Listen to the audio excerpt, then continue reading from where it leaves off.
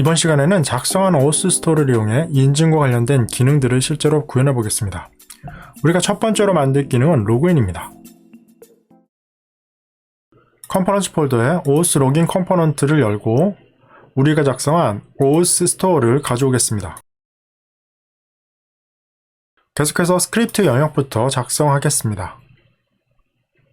입력 폼과 연결할 상태값인 values를 객체 형태로 만들고 폼 이메일, 폼 패스워드를 작성하겠습니다. 이렇게 만들어진 values의 상태값들과 input 태그의 입력 폼을 bind를 이용해 연동해 주겠습니다. 다음으로 이 values를 초기화할 reset values라는 메소드를 만들겠습니다. 이 메소드의 기능은 말 그대로 값을 공백으로 초기화하는 역할입니다. 이어서 로그인을 발생시킬 onLogin 메소드를 비동기 처리를 위한 async와 함께 만들고 try catch를 작성한 다음 await과 함께 로그인에 해당하는 사용자 정의 메소드 os.login을 호출하고 전달인자로 values.formEmail, values.formPassword를 설정하겠습니다. 정상적으로 로그인이 처리되면 reset values를 이용해 폼을 초기화해주는 것이 좋습니다. 그리고 만약 오류가 발생한다면 캐치의 alert을 이용해 경고가 나타나게 해주도록 하겠습니다. 마지막으로 로그인 버튼의 onClick 이벤트로 해당 onLogin 메소드를 바인딩 시켜주겠습니다. 이제 브라우저에서 로그인을 해보도록 하겠습니다. 자, 이제 브라우저를 열고 앱을 실행시킨 다음에 로그인 페이지로 우선 이동해 보겠습니다. 로그인이라고 하고 엔터하면 자, 로그인 페이지로 이동이 됐고 여기서 이제 아이디 패스워드 입력할 텐데 참고로 서버에는 기본 유저가 이미 등록되어 있습니다. 그 등록되어 있는 기본 유저 아이디는 user1에 user1.com이 되겠고요. 그리고 패스워드는 1234입니다. 이제 로그인 버튼을 클릭해봐서 로그인이 정상적으로 이루어지면은 보시는 것처럼 게시글 내용에 해당하는 처음 페이지로 이동하는 것을 볼 수 있습니다. 이어서 로그인이 되면 헤더에 지금 보시는 이 부분에 로그아웃 버튼이 나오게 설정을 할 텐데요. 그러기 위해서는 로그인 상태를 확인하는 스토어인 이지로그인 스토어를 먼저 작성해야 합니다. 이지로그인의 경우 기존의 라이터블과는 조금 다른 성격의 derived라는 스토어를 사용하게 됩니다. 이 derrived는 이미 만들어진 스토어를 참조해서 새로운 값을 리턴하는 형태의 스토어입니다. 참고로 이때 참조한 스토어의 값에는 아무런 영향을 주지 않습니다. 사용 방법은 derived 안에 참조할 스토어를 가져와 해당 값을 매개 변수로 해서 조작해 리턴하는 형태가 됩니다. 이때 참조한 스토어를 사용할 때는 이처럼 꼭 $기호를 작성해야 합니다. 우리의 경우는 OS 스토어에 authorization에 이 값이 있는지를 파악해서 값이 있으면 true, 없으면 false를 리턴하는 형태로 만들어 보겠습니다. stores 폴더에 index.js 파일을 열고 derrived를 임포트에 추가한 다음 이지로긴 스토어를 정의하는 set 이지로긴으로 이동해 주겠습니다. 체크 로긴을 만들고 derrived를 사용하겠습니다. 우선 기존에 만들어진 스토어인 여기서는 OS 스토어를 가져온 다음 사막 연산자와 화살표 함수로 OS 스토어의 authorization을 확인해 값이 있으면 true, 없으면 false를 리턴하게 만들고 만든 체크 로긴을 리턴 시켜 주겠습니다. 이때 가져온 스토어의 값을 사용할 때 꼭 $기호를 써야 한다는 점을 기억하시기 바랍니다. 이제부터 이 이지로긴을 이용해서 로그인 상태를 확인할 수 있습니다. 참고로 이 derrived는 기본적으로 비동기적으로 작동합니다. 이어서 article header 컴포넌트를 열고 필요한 모듈인 router, os, islogin store를 임포트로 가져오겠습니다. 그리고 여기에 필요한 메소드인 goLogin과 onLogout을 만든 다음 goLogin의 경우 라우터를 이용해 로그인 페이지로 이동하게 하고 onLogout의 경우는 os 스토어에 os.logout 메소드를 호출하게 만들어 주겠습니다. 이어서 마크업 영역에서 로그인 상태일 때는 로그아웃 버튼이 로그아웃 상태일 때는 로그인 버튼이 나타나도록 하겠습니다. 논리 블록과 이지로그인 스토어를 이용해 이지로그인 값이 true일 때는 로그아웃 버튼이 나타나게 이제 로그인 스토어가 필수일 경우에는 로그아웃 버튼이 나타나게 해주겠습니다. 그리고 각각 로그인, 로그아웃 버튼에 온클릭 이벤트로 고 로그인과 온 로그아웃 메소드를 연결해 주겠습니다. 그럼 앱을 실행시켜 결과를 확인해 보겠습니다. 그리고 앱을 실행시키기 전에 이제부터 약간 그 포트 번호를 기존에 랜덤하게 생성되는 것이 아니라 임의로 우리가 좀 더 사용하기 쉬운 포트로 변경해 보도록 하겠습니다. 일단 package.json 파일을 열어주시고요. 여기에서 지금 dev라고 되어 있는 이곳에다가 우리가 포트를 설정할 수 있습니다. 마이너스 포트라고 하고 그 다음에 원하시는 포트 번호를 입력해 주면 되는데 저는 3015번 포트를 일단 사용하도록 설정을 하겠습니다. 자, 이렇게 포트 번호를 바꾼 다음에 한번 앱을 실행시켜 보겠습니다.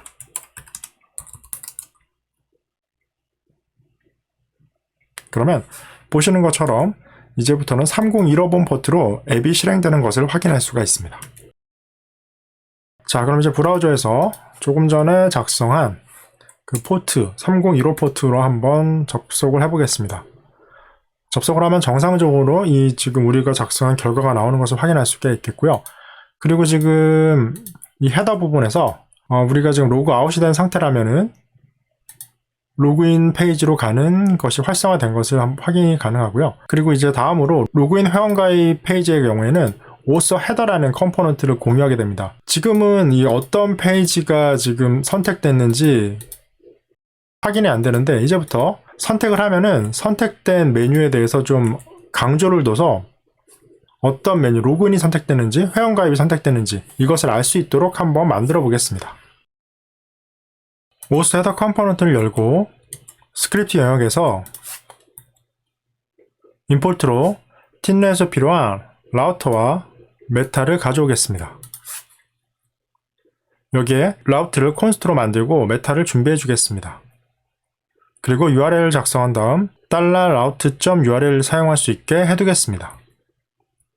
이 URL을 이용해서 현재 페이지의 URL 정보를 알 수가 있습니다. 그리고 마크다운 요약에서 URL 정보에 따라 메인 메뉴 selected라는 CSS 클래스가 적용되도록 만들어 주겠습니다. 이것으로 스벨트의 클래스 디렉티브를 이용하면 특정 조건일 때 어떤 CSS 클래스가 적용되도록 할 수 있습니다. 우리 프로젝트에서는 URL이 로그인 또는 레지스터일 때 메인 메뉴 셀렉티드가 설정되도록 해주겠습니다. 이제 다시 앱을 실행시켜 결과를 한번 확인해 보겠습니다. 자, 이제 다시 브라우저를 통해서 한번 실행을 시켜보면은 로그인 또는 회원가입으로 이동할 때 우리가 어떤 페이지에 있는지를 알 수 있게끔 지금 이 메뉴가 작동하는 것을 확인할 수가 있습니다. 자, 이제 다음으로는 회원가입 기능인 auth register 컴포넌트를 작성해 보도록 하겠습니다. auth register 컴포넌트를 열고 필요한 auth 스토어를 임포트로 가져온 다음 발류수에 폼 이메일, 폼 패스워드 컨펌을 작성해 주겠습니다. 여기에 회원가입을 진행하는 on register를 어싱크와 함께 작성하고 트라이 캐치를 배치한 다음 await과 함께 가입 메소드인 auth.register를 호출하고 전달인자로 values.form email, values.form password를 설정하겠습니다. 그리고 오류가 발생할 경우 얼럿으로 경고 메시지가 나타나게 하겠습니다.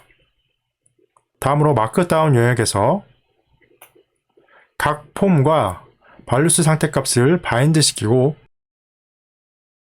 회원가입 버튼과 onRegister 메소드를 onClick 이벤트로 연동해 주겠습니다.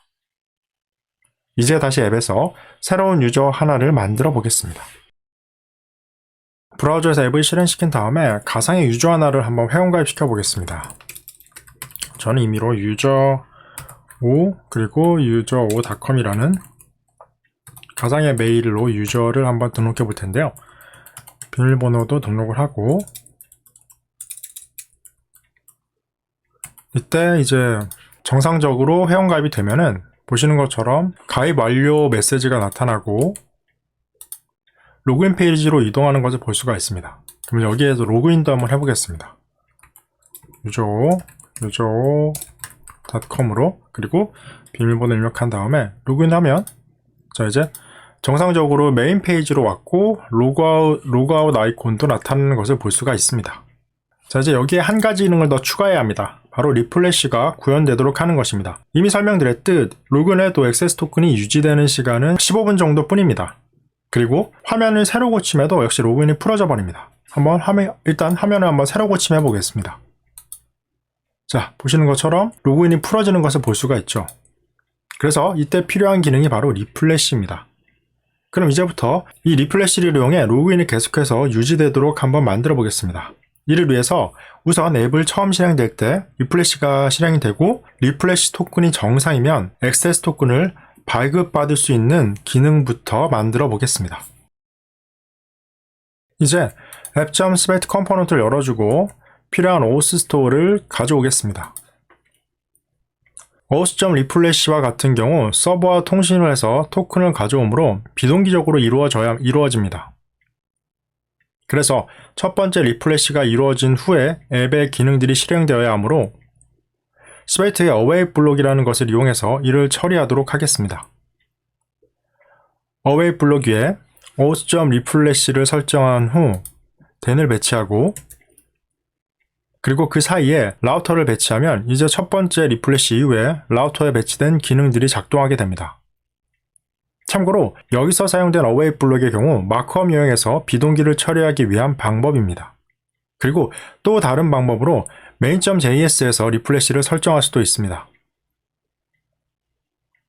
뉴로 앱이 선언되기 전에 await과 함께 OAuth.reflash를 배치하면 이 경우도 앱이 실행되기 전에 리플래시가 작동하게 됩니다. 참고로 원래 await은 어싱크 안에서만 사용 가능했지만 ECMAScript 2022부터는 최상위 레벨에서 await이 호출이 가능해졌습니다. 우리는 main.js에 설정하는 방법을 사용하겠습니다. 이제 로그인 후에 새로 고침 또는 브라우저를 닫았다 열어보겠습니다. 자, 이제 다시 로그인을 하고 한번 결과를 확인해 보겠습니다. 로그인한 다음에 지금 이제 브라우저를 한번 새로 고침을 해보면은 기존과는 다르게 계속해서 로그인 상태가 유지되는 것을 확인할 수가 있습니다. 자, 다음으로 일정 시간 후에 리플래시를 호출하는 기능을 만들도록 하겠습니다. 이 기능의 경우 최상위 컴포넌트인 app.svelte 컴포넌트에서 작성하면 됩니다. 필요한 모듈인 스벨트의 onMount 스토어에서는 OAuth와 EasyRefresh 스토어를 임포트로 가져오겠습니다. 이제 리플래시 타임이라는 상수를 하나 만들겠습니다. 리플래시 타임에는 반복적으로 리플래시를 할 시간이 설정하게 됩니다. 액세스 토큰은 15분이면 만료되므로 대략 14분에 한 번씩 새로 요청을 하도록 만들겠습니다. 참고로 1000 곱하기 60이 1분에 해당하는 시간이므로 여기에 14를 곱하면 14분에 해당하는 시간이 됩니다. 그리고 이 리플래시는 setInterval이라는 자바스크립트 기본 기능을 이용해 일정 시간에 한 번씩 실행시켜 주겠습니다. 이 setInterval의 경우 일정 시간마다 어떤 기능을 계속해서 실행시켜 주는 자바스크립트 기본 함수입니다. 기본 문법은 다음과 같고 마지막에 시간을 넣어주면 해당 시간에 한 번씩 함수 등을 실행시켜 주게 됩니다.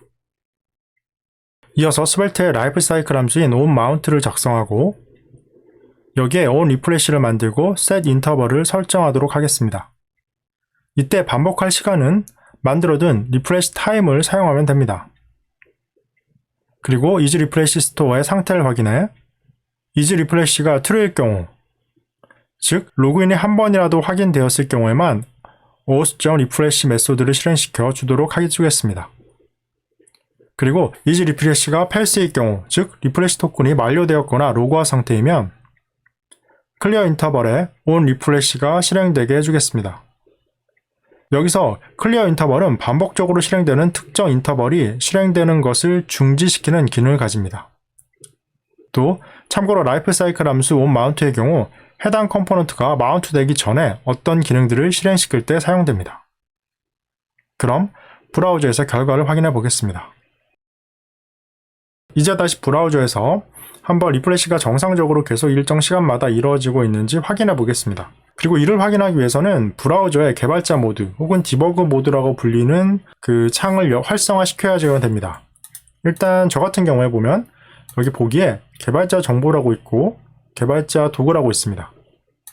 이것을 클릭하면 다음과 같은 창이 나타나는 것을 볼 수가 있는데, 여기에서 지금 네트워크라고 되어 있는 곳을 클릭하면은 해당 브라우저와 서버가 통신하는 기록들이 남게 됩니다. 그리고 저는 우선은 14분으로 되어 있는 것을 한 1분 정도로 일단은 좀 수정을 해놨습니다. 그래서 기다려보면은 자동으로 우리가 만든 이 서비스가 그 백엔드 서버로 리프레시를 요구하는지 아닌지를 한번 확인할 수가 있을 것입니다.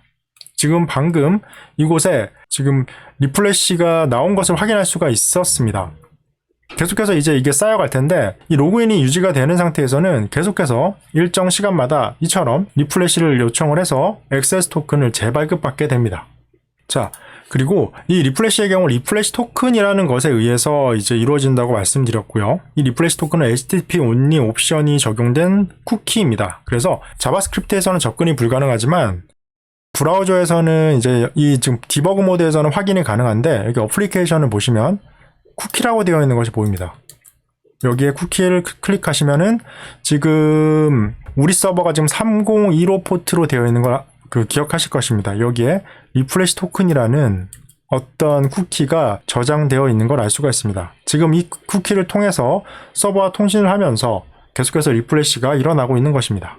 자, 이제 여기까지 해서 JWT 인증 방식 중에서 리프레시 토큰을 이용한 인증을 어떻게 구현하게 되는지 알아봤습니다.